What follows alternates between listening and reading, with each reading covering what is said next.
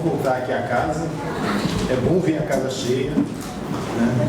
Significa que nós estamos entendendo o objetivo primordial que o Cristo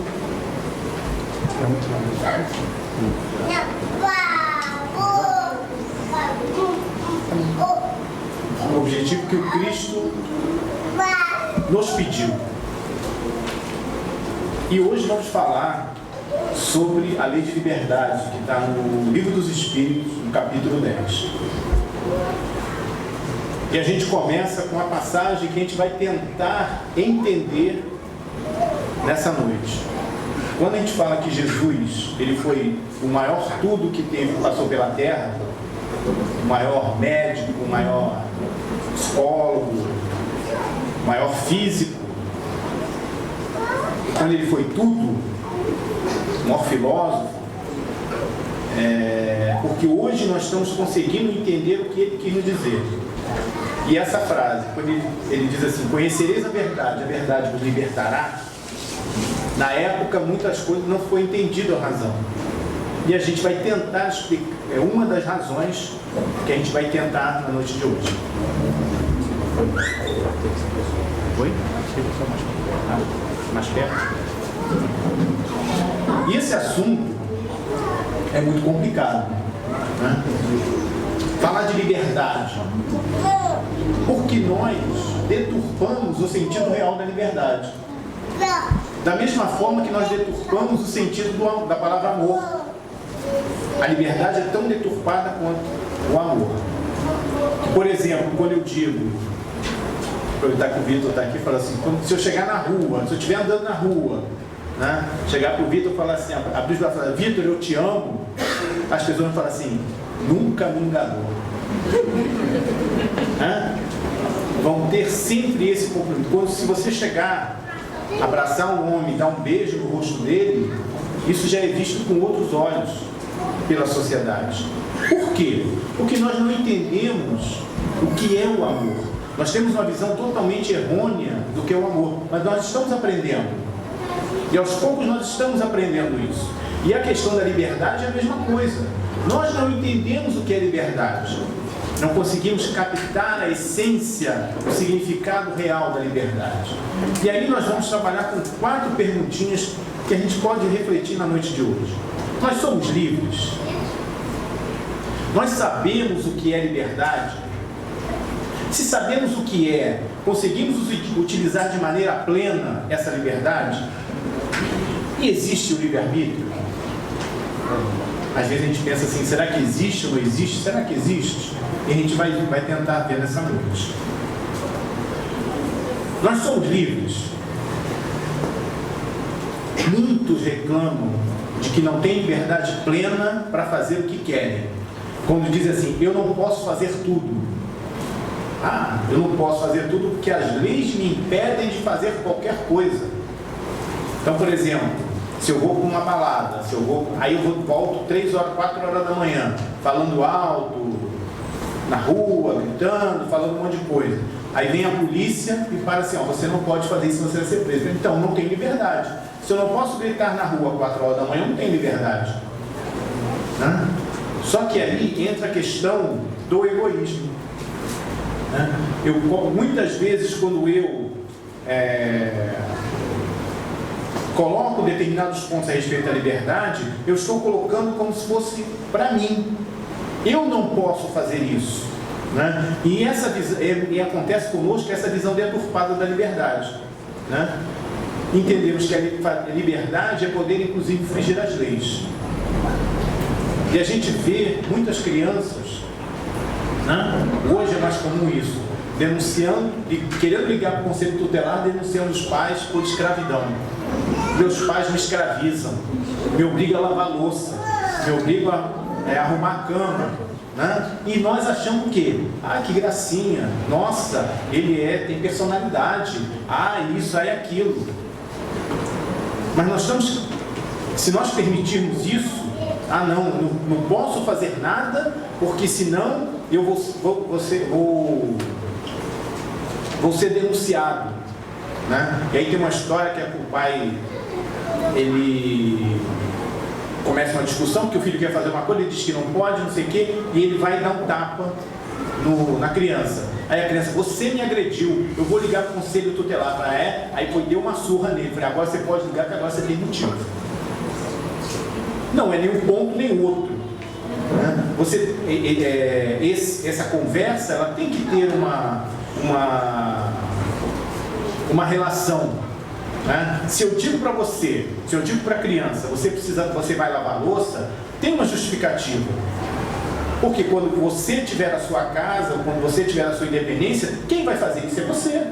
Então você já vai desde cedo aprendendo, a questão de arrumação, a questão de certos afazeres dentro de casa. Isso faz parte do desenvolvimento. Isso precisa se trabalhar nesse desenvolvimento. Isso não é escravidão. Isso não é um trabalho escravo. Porque eu não ganho nada. Tem alimentação e tudo que você recebe. Então, nota-se, veja-se essa questão da liberdade. A criança acha que é livre quando só brinca, só precisa fazer uma coisa ou outra, e quando vai à escola, que às vezes vai reclamando também. Por que eu tenho que ir para a escola? Você está me prendendo para a escola. Mas a gente vai voltar isso mais à frente. Paulo, o apóstolo dos gentios, nos dizia o seguinte: tudo me é permitido, mas nem tudo me convém. Tudo me é permitido, mas eu não deixarei que nada domine.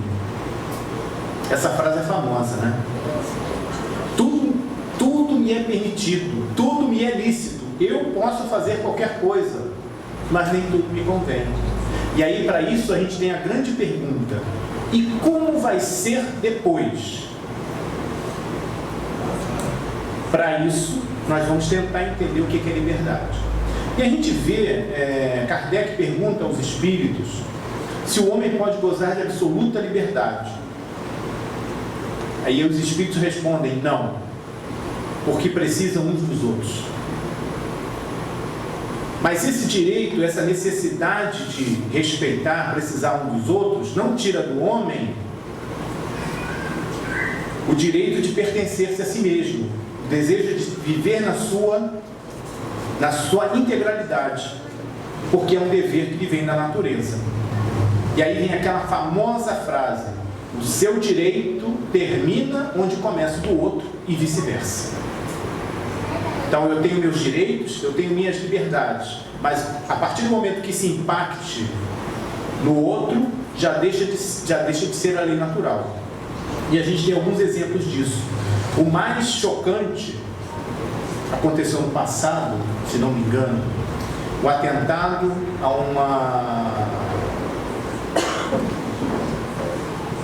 uma sede jornalística na França, uma revista satírica francesa, onde vários seus integrantes foram brutalmente assassinados por militantes de uma facção religiosa.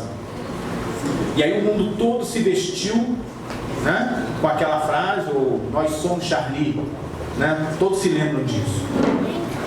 Mas o que levou, por que foi aquela editora que foi o alvo dos ataques? Porque extrapolou determinados limites, invadiu o direito de outros de professar sua religião, de ter as suas ideias. É errado? É errado. Mas eu também não posso me permitir interferir e abusar um direito do outro. Se o outro trata aquilo com determinado zelo, eu não posso simplesmente sair chutando ou atacando a 3x4, porque ele tem o direito dele, da fé, da sua fé religiosa, e não é meu direito atacá-lo. Então, os editores estão certos, os religiosos estão certos? Nenhum dos dois, porque faltou essa questão do seu direito termina onde começa o outro.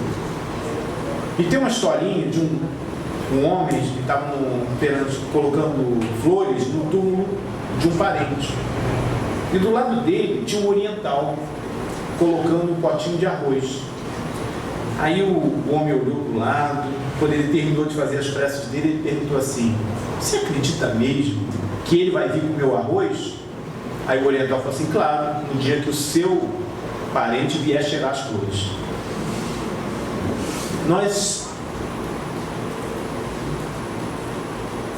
quando temos essa noção, a gente sempre olha com reservas para o outro, né?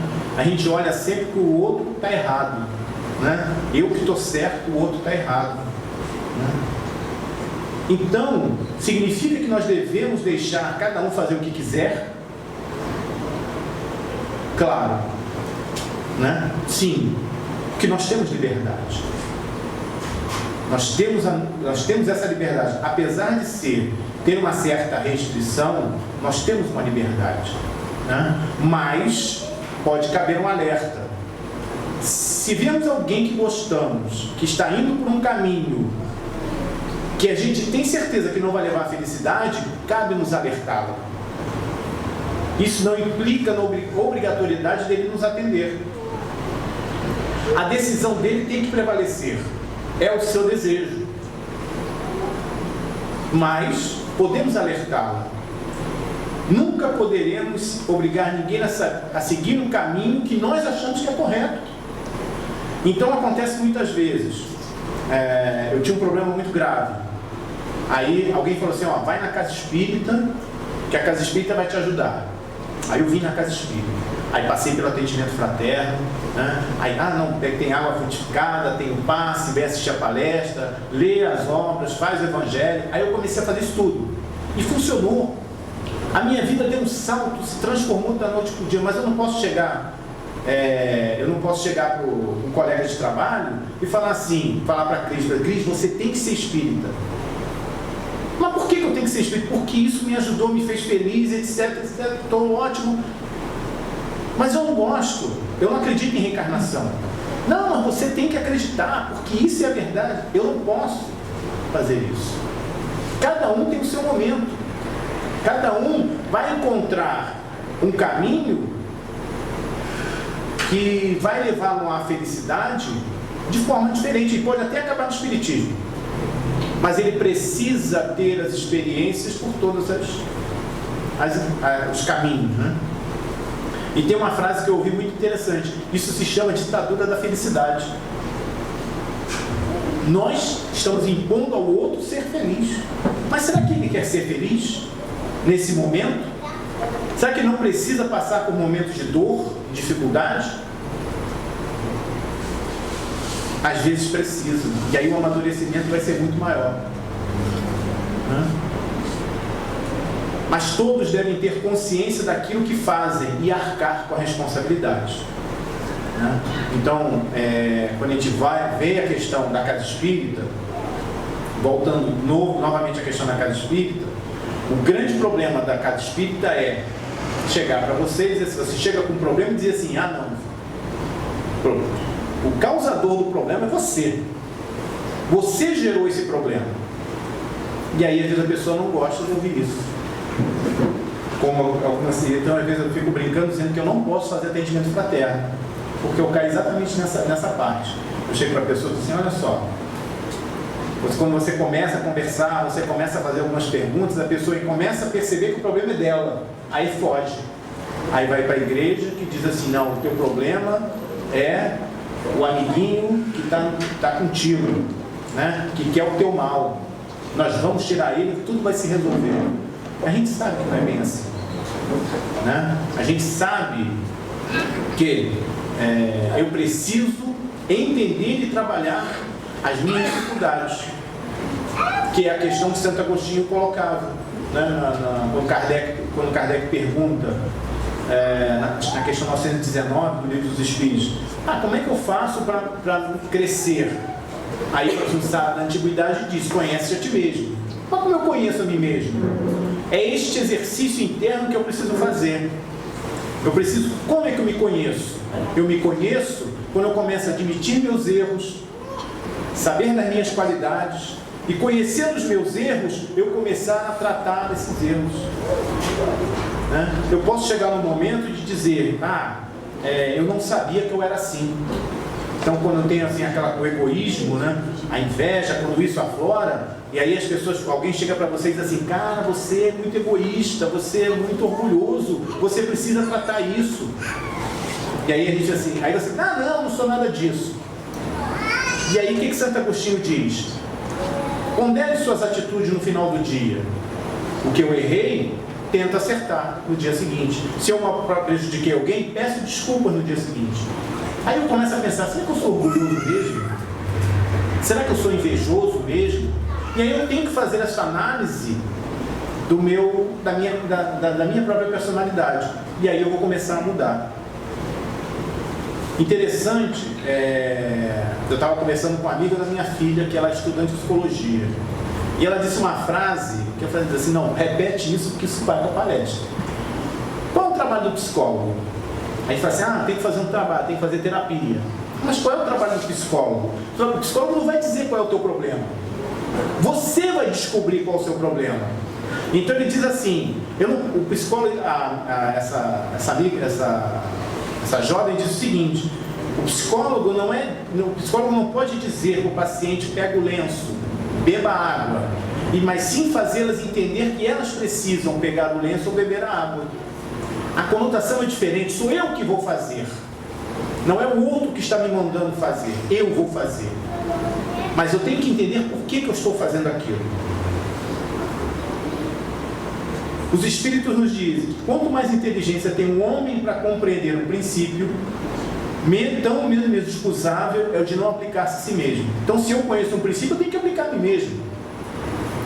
E onde é que entra isso? Quando viajei para os Estados Unidos, uma vez, aí como todo brasileiro, atravessa fora da faixa. Isso aí não tem, onde quer que você esteja. Quando eu botei o pé na rua, vinha passando o carro parou e não saiu do lugar enquanto eu não tivesse atravessado. Aí eu achei muito interessante. O Brasil podia ser assim, né? Podia ser assim. Mas se você já for a Gramado, já tiver oportunidade a Gramado, quando eu fui, eu tinha um colega do trabalho que falou assim, cara, olha, presta atenção, lá, se um pedestre botar o pé na faixa, você para. Eu falei, não tem sinal? Não tem sinal de trânsito, só tem as faixas pintadas, e realmente é assim. E por que todo turista que vai para lá segue a regra da cidade? Por que Macaé não faz isso? Né? Então, é influência do meio. Se eu for para os Estados Unidos e dirigir lá, eu vou ter que seguir essas regras. Porque o meio vai fazer com que eu me influencie. Mas por que lá nos Estados Unidos o cara para você atravessar? Porque se um policial pegar,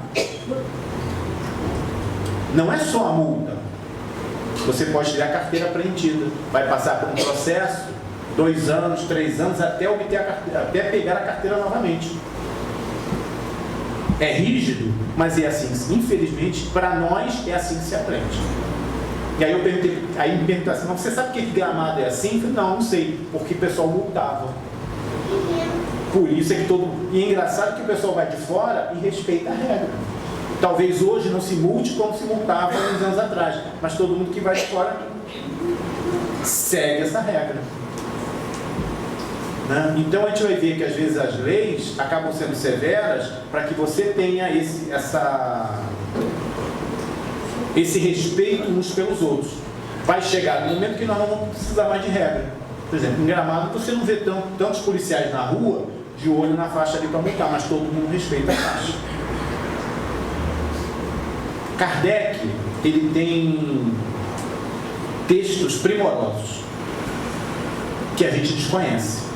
Porque a gente se pega muito no Evangelho, principalmente no Evangelho, no Livro dos Espíritos, que a gente já fica encantado com o raciocínio que ele tem ao elaborar as perguntas. Em Obras Póstumas tem um texto dele fantástico que diz assim: liberdade, igualdade, fraternidade, que é o lema da Revolução Francesa. Interessante o lema, liberdade, igualdade, fraternidade. Só que ele diz o seguinte: se nós tivermos só liberdade, o egoísmo vai prevalecer. Que eu vou achar que eu sou livre e posso fazer tudo. Se for só igualdade, ele vai dizer o seguinte, que os mais fracos eles vão derrubar os mais fortes, porque eles querem igualdade.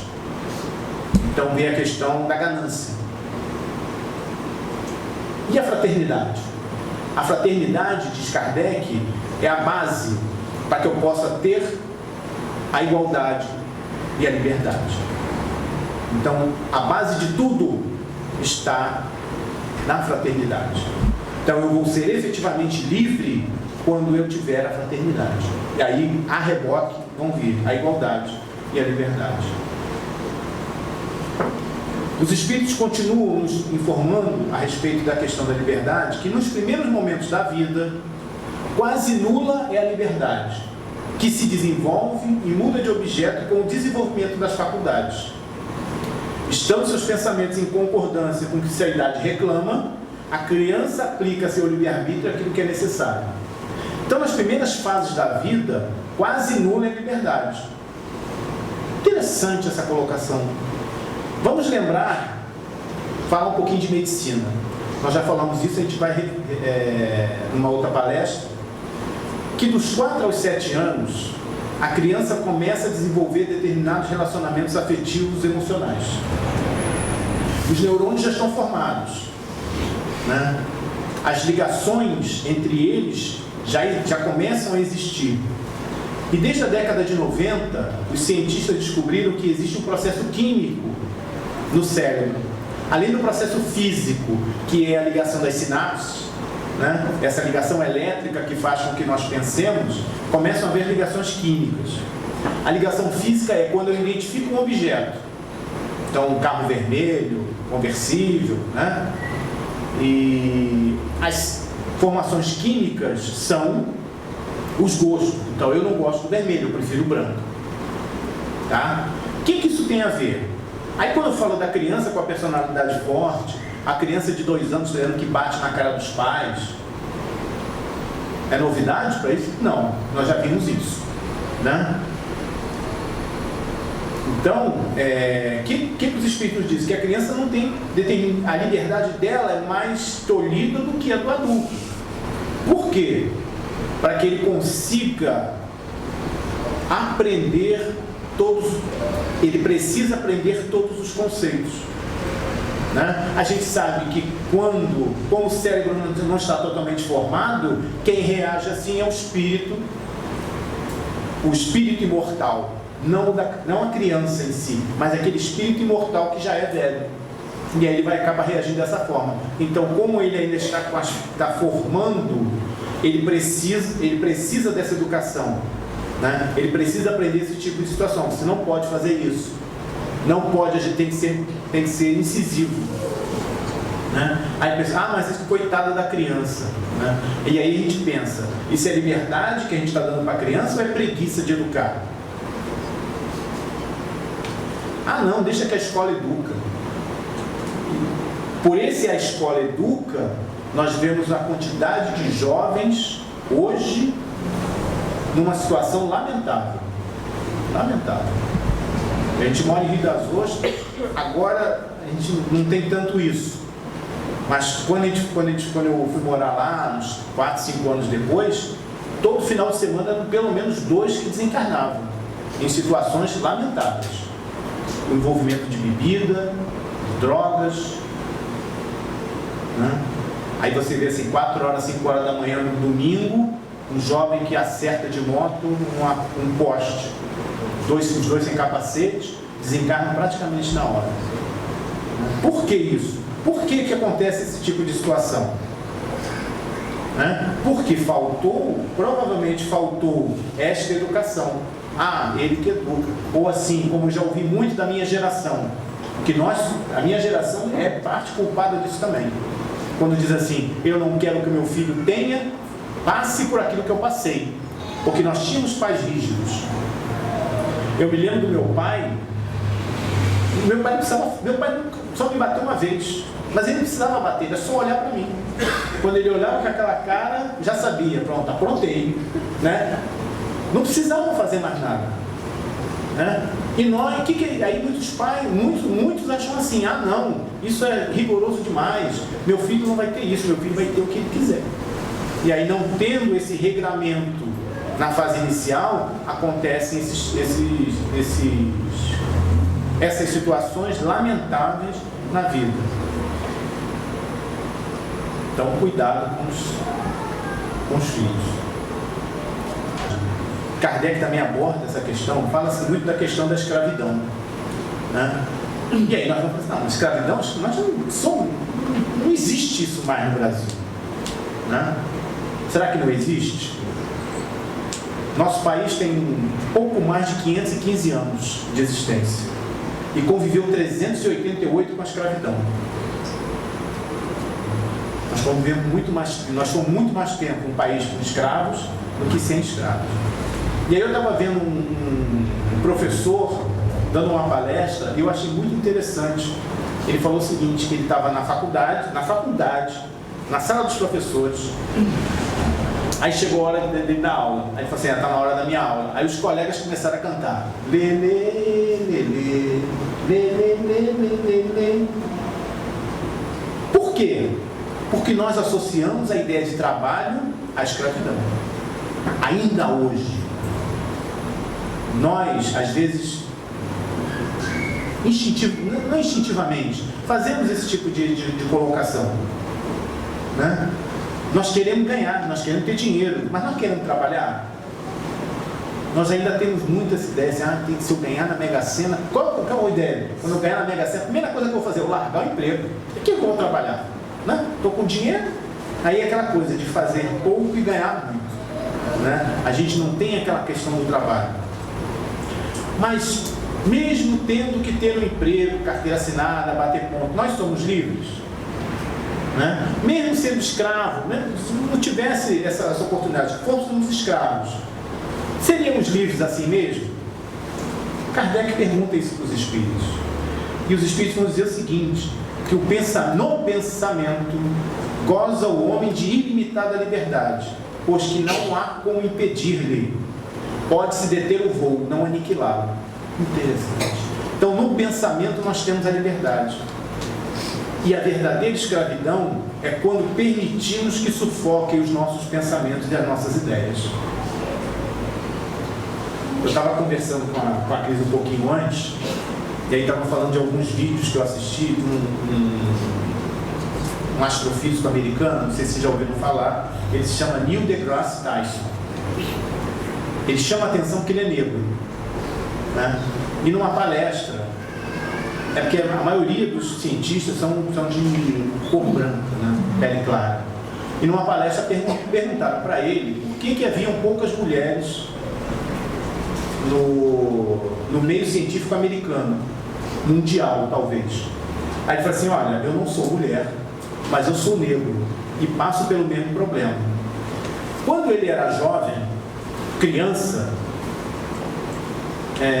ele falava assim, ele ficou encantado com uma aula de física, de ciências que ele teve na escola, que ele falou que ele queria aprender, conhecer o mundo, o universo. Queria ser astrônomo, alguma coisa. Ele é astrofísico. Ele é diretor de um observatório em Nova York. Aí o que as pessoas falavam para ele? Por que você não vai ser jogador de basquete? Por que você não vai ser atleta? Por que você não vai ser isso? Você vai ser astrofísico? Não vai dar certo não. Né? Não vai dar errado. E ele falou que ele era forte para suportar as pedradas que ele levava nesse sentido. Porque cada um com quem ele falava, as pessoas diziam, não, isso não vai dar certo. E pela mesma razão as mulheres. Minha filha, ela está fazendo engenharia mecânica. Pode ser assim, então, assim, ela chorou muito. Ela já pensou até em largar o curso. Por quê? Porque no primeiro dia de aula, na primeira aula técnica que ela teve na faculdade, o professor entrou, viram 4 mulheres na sala, no universo masculino. Você tem certeza que é isso que você quer fazer? É difícil, é muito assim, vamos dizer assim, você vai fazer, faz a corte e costura. Né? E ela chorou muito, falou assim, você vai provar para ele que ele está errado. Se esforça. Ela tinha dificuldade na matéria, porque era questão de visualização, isso é científico. A mulher não tem quando você coloca assim, figuras em 3 dimensões, é um pouco mais difícil. Mas a mulher ela é muito eficiente em outras áreas, mas essa ela não é. Então ela teve muita dificuldade para entender como eram as peças em 3D, como é que era essa coisa. Mas ela conseguiu. E ela foi uma das melhores notas da turma. E o professor se rendeu e escreveu para ela um e-mail elogiando e dando incentivo para que ela continuasse a carreira. Porque ela falou assim, você foi muito melhor do que muitos alunos. Então, a gente vai levar pedrada? Vai levar pedrada. Mas eu tenho que ter força para continuar de pé e prosseguir.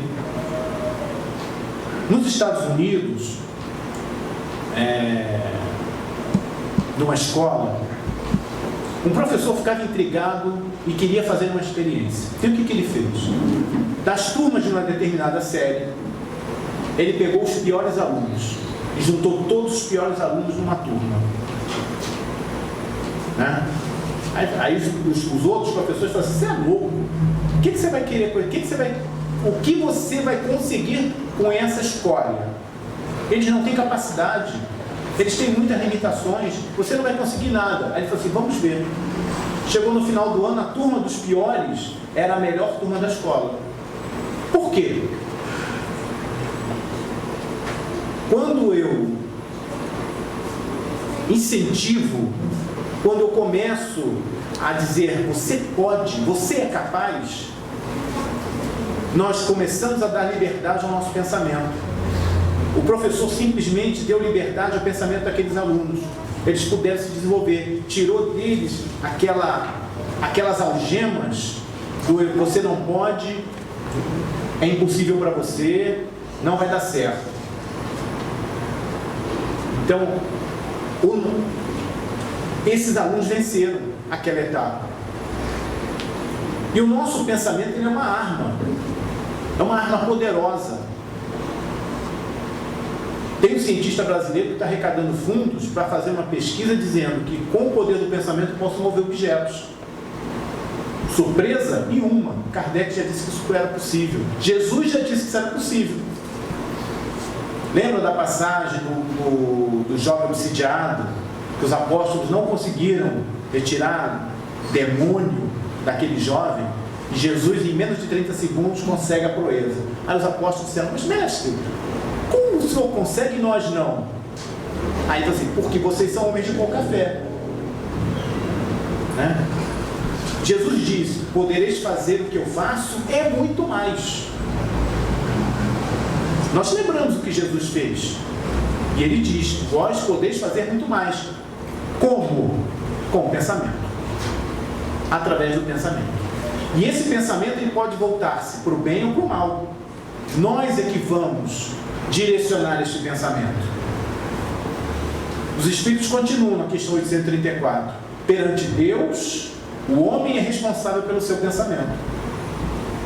Somente a Deus, sendo possível conhecê-lo, ele o condena ou absolve segundo a sua justiça.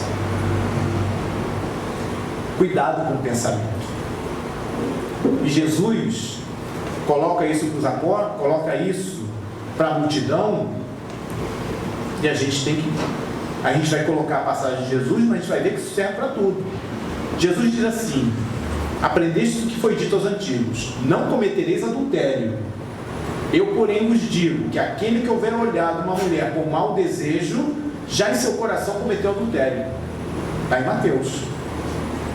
Então, se eu pensar, não precisei fazer. Se eu pensei, eu já estou em erro. Por isso, a gente precisa ter cuidado com o pensamento. Tenho a liberdade de pensar, ótimo. Posso pensar no que eu quiser, mas eu tenho que tomar cuidado com o que eu estou pensando. Da mesma forma, como a gente falou, da liberdade, como eu vou agir. Porque eu tenho a liberdade de fazer o que eu quiser, mas e depois? Quando eu me oponho à liberdade de consciência, eu estou constrangendo os homens a procederem de acordo com o seu modo de pensar. Estou tornando hipócritas. Então, às vezes, no trabalho, eu já ouvi essa frase, é horrorosa, mas, infelizmente, no trabalho, Quando você tem um determinado pensamento e você é bloqueado em tudo que você quer fazer, aí você escuta um colega falar assim: eles fingem que me pagam e eu finjo que trabalho. Né? Quando você quer algum aumento, não pode, não sei o que, então eu finjo que me pagam, eu finjo que trabalho. A liberdade de consciência é um dos caracteres da verdadeira civilização e do progresso. Então, quando eu tenho essa liberdade de pensamento, e nós estamos vivendo uma fase no país dessa liberdade. Às vezes as pessoas reclamam tudo, etc, etc. Mas muitos aqui viveram. Imagina se as coisas que são ditas na internet hoje fossem ditas há uns 30 anos atrás, 40 anos atrás. Hoje nós temos nós não damos valor a esta liberdade, mas nós temos uma liberdade muito maior, só que está sendo mal aproveitada, na minha opinião. Kardec também pergunta a respeito da liberdade religiosa. Os espíritos vão dizer para ele o seguinte: toda crença é respeitável, quando sincera e quando sente a prática do bem. Condenáveis são as crenças que conduzem ao mal. Nós temos na Constituição o direito à prática religiosa. Isso é uma vitória. Quando tem essa passagem na Constituição, quer dizer o seguinte: o Estado não tem religião. Eu não estou obrigando você a seguir uma religião, você segue a religião que você quiser. E ir contra a crença de cada um é faltar com a caridade e atentar contra a liberdade de pensamento. Os espíritos nos dizem isso na questão 839. Mas Kardec vai mais a fundo e diz: mas como uma crença causa perturbação? E aí eles respondem: podem reprimir-se os atos, mas a crença íntima é inacessível. Podem-se reprimir os atos, mas a crença íntima é inacessível. Por isso é que muitas religiões não... Por isso que o cristianismo não morreu. Porque quanto mais se atiravam cristãos às arenas, mais apareciam. Porque isso é do íntimo de cada um. O grande problema nosso é que nós colocamos o nome de Deus em tudo. Tudo, inclusive para a guerra. E aí a gente se lembra, na Idade Média, né, a Igreja Católica, com histórias do tipo: os cruzados invadem uma aldeia, aí o líder fala assim: mata todo mundo que não é católico, não é cristão. Aí o soldado pergunta: mas como é que eu vou diferenciar quem é e quem não é cristão? Aí o chefe diz assim: faz o seguinte, mata todo mundo que Deus lá em cima separa. Hoje está diferente? Não. Hoje nós temos grupos radicais muçulmanos. E um muçulmano, que ele é empresário, ele estava no hotel quando foi invadido pelo Estado Islâmico. Abriu a porta do quarto e o cara falou assim: recita um trecho do Alcorão. Aí ele, apavorado, citou um trecho: então você é fiel. Aí saiu, aí ele estava escutando tiros nos outros quartos. Muitos morreram nesse ataque, mas ele se salvou e contou horrorizado essa passagem, né? Então quem não ama o Corão é infiel, então merece morrer.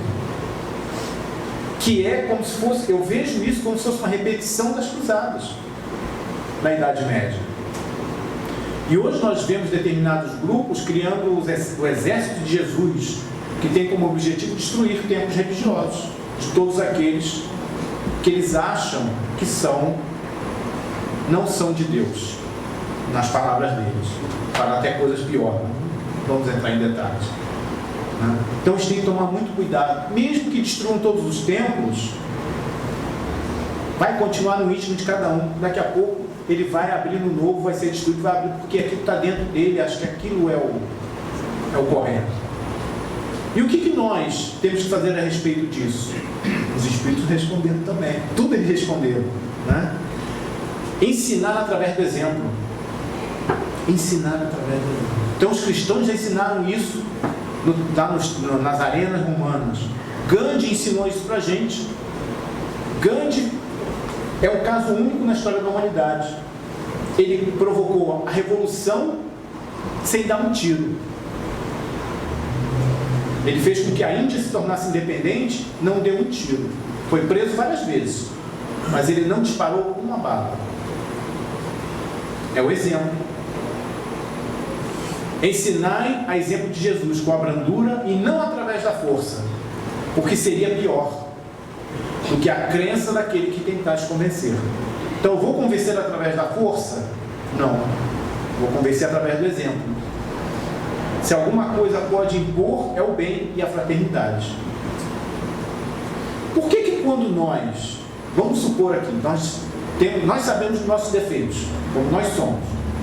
Quando nós desencarnarmos, nós vamos para o nosso lar, né? Todo mundo quer ir para o nosso lar, né? Nós estamos lá no nosso lar. Aí tem alguém que é meu inimigo declarado aqui, né? Aí nós dois desencarnamos e fomos para o nosso lar. Quando eu encontrar ele, o que eu vou falar assim? Meu irmão, quanto tempo, que bom te ver. Aí você pergunta, mas ele não era teu inimigo? Aí você, agora eu estou apaixonado por ele, né? Por quê? Porque lá o bem irradia, porque lá o bem se faz presente. Então eu acabo constrangido a fazer o bem. Porque eu estou naquele ambiente. E aqui na Terra? Nós temos a casa espírita. Nós temos a casa espírita. E a casa espírita tem que ser a escola onde nós aprendemos tudo isso.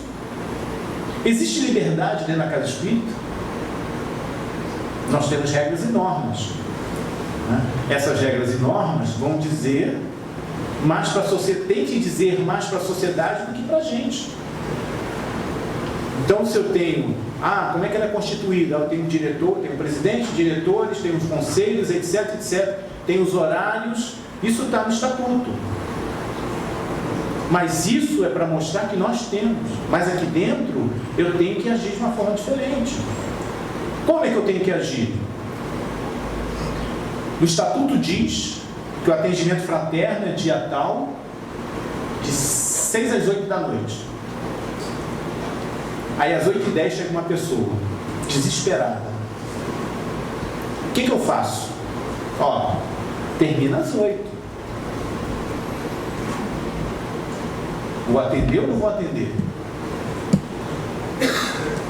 Aí eu não atendo, aí essa pessoa vai e atenta contra a própria vida. Quem é o responsável? Somos nós. Porque eu deixei de atender alguém que eu poderia ter evitado uma tragédia. Mas por causa do estatuto ou da regra, eu deixei de fazê-lo.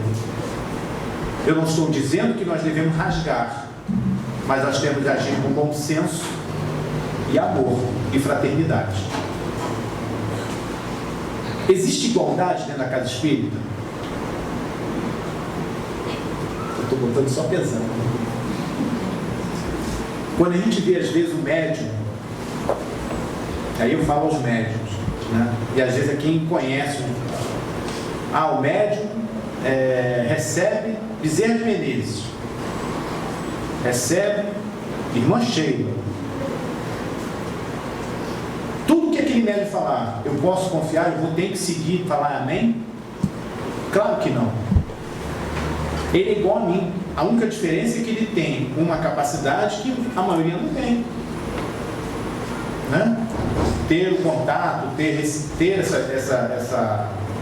essa capacidade, não o coloca melhor do que ninguém. Ele é igual a todos. Mas muitas vezes nós idolatramos. O que o Bezerra... Pergunta para o Bezerra se eu vou ter um aumento do... Você não pode fazer isso. Né? Nem se deve fazer isso. Um espírito de luz, um espírito elevado, ele vai dar uma mensagem que atenda a todos. Não vai dar uma mensagem que atenda A, B ou C. É uma mensagem de público geral. Ele não vai dizer se eu vou ganhar na Mega Sena, se eu vou trocar de carro, se o companheiro ali vai, como já ouvi uma vez, vai desencarnar. Né? Uma vez numa reunião, um espírito disse, aquela médium ali vai desencarnar em 15 dias. Aí todo mundo assim, não, mas espírito de luz não diz que o outro vai desencarnar mas todo mundo só ficou tranquilo depois que passou os 15 dias e a médium não desencarnou, né? Nós ficamos assim, né? Mas o Espírito de Luz, ele vai dar uma mensagem, ele não vai dar uma mensagem para o Eduardo, ele vai dar uma mensagem para o grupo. Será que na casa espírita existe fraternidade? Quando a gente vê, nós precisamos ser sinceros uns com os outros. Então, se você não gosta de alguma coisa em mim, vai falar, ó, essa atitude me incomoda. Mas me incomoda. Tá, tudo bem. Vou tentar me esforçar para melhorar. Ou vai dizer assim, esse chato vem dizer que eu faço dessa forma. Aí começa aquelas coisas. Aí quando torna-se um tom agressivo, aí o companheiro se afasta da casa. Aí vai dizer, por que se afastou? Porque é milindre. Porque ele não gostou do que eu falei. Mas como eu falei? Eu fui educado na minha maneira de agir ou eu fui grosso, fui grosseiro? Então a gente tem que tomar cuidado com essa ação. A casa espírita é essa escola. É o início, se nós quisermos atingir o núcleo na espiritualidade, que com certeza nós vamos retornar para a espiritualidade, né? Para onde eu vou quando desencarnar? Como eu estarei quando desencarnar? Então a casa espírita é este local, é este exercício. Eu vou conviver aqui dentro com pessoas que eu gosto e que eu não gosto, né? Com que eu me simpatizo e com que eu me antipatizo, mas eu tenho que ser caridoso com todos. Este é o meu exercício. E aí a pergunta, conseguimos utilizar de maneira plena a nossa liberdade? Depois de tudo que a gente disse? Para a gente... faltou uma. Livre-arbítrio. Existe livre-arbítrio? Estava numa casa fazendo um estudo, aí veio um colega com uma folha. Diz assim, cara, me ajuda nisso aqui porque eu não estou entendendo. Ele diz, a folha estava assim, eu tenho 2 caminhos a seguir, o caminho A e o caminho B. O caminho correto, que vai me levar à felicidade, é o A. Mas eu escolhi o B. Deus sabe que eu escolhi o B, mas vai tentar de tudo para que eu mude para o A. Então ele vai fazer tudo que tiver ao alcance para que eu mude de caminho. E aí no final ele coloca assim, então eu não tenho livre-arbítrio, porque eu escolhi um caminho e Deus quer que eu siga outro. Concordamos com isso? Livro dos Médiuns. Fenômeno de transporte. A produção do fenômeno dos transportes não é de alguma forma penosa? Não te causa embaraço? Isso é Kardec perguntando para um espírito. Aí ele responde assim, não nos é penosa quando temos permissão para operá-los. Então eles não têm liberdade para fazer tudo, né? Se Deus quer que eu siga um caminho, eu escolho o outro, ele tenta fazer com que eu escolha o primeiro, então não tenho livre-arbítrio, porque ele vai querer que eu siga aquele caminho. Aí Kardec perguntou, e aí os espíritos respondem, sem o livre-arbítrio o homem seria a máquina. Então nós temos livre-arbítrio. Se nós seríamos, com certeza nós seríamos máquina, né? Nós seguiríamos aquele caminho, deveríamos seguir aquele caminho, sempre aquela coisa, não mudaríamos em nada. Mas por que ocorre tanta coisa de ruim no mundo? Então nós temos o livre-arbítrio. Deus quer que nós escolhemos o caminho correto, vai fazer tudo para que sigamos o caminho correto, mas a decisão é nossa. E esse livre-arbítrio ele vai se desenvolver na medida que crescemos, que evoluímos, não numa existência.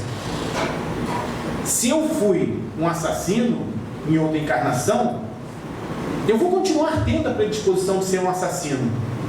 E aí quando eu volto, quando eu reencarno, eu não tenho esta coisa que pode ser acordada por irmãos que desejam a minha queda.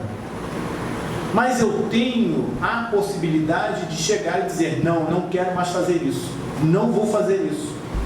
Vou ser tentado, mas eu tenho o livre-arbítrio de não fazê-lo. Não há arrastamento irresistível, uma vez que se tenha vontade de resistir. Lembrai-vos que querer é poder.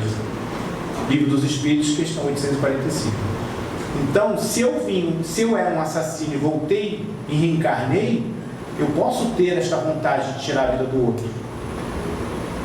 Eu posso querer não tirar a vida do outro. Porque não há arrastamento irresistível. Então não existe essa história de que eu reencarno para falhar, para falir. Isso não existe.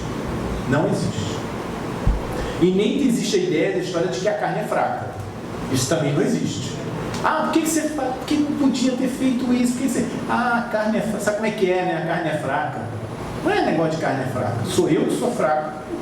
Né? Aí acaba, porque a carne é fraca, aí me envolvo com drogas, bebida, adultério, etc. É fatalidade. Né? Isso foi uma fatalidade. É outra expressão que a gente adora usar, né? O desculpista de plantão adora esse tipo de... é fatalidade. E aí os espíritos vão dizer que a fatalidade existe pela escolha que o espírito fez ao encarnar. Dá prova para sofrer. Então a fatalidade, até isso nós escolhemos. Por isso que ninguém fica na casa espírita. Que quando diz assim, por que eu sou pobre? Por que eu nasci pobre, miserável? Aí a gente diz assim, porque você escolheu ser pobre. Não está certo. Eu não queria escolher ser pobre, mas escolheu. Né? Por isso que às vezes não fica na casa espírita.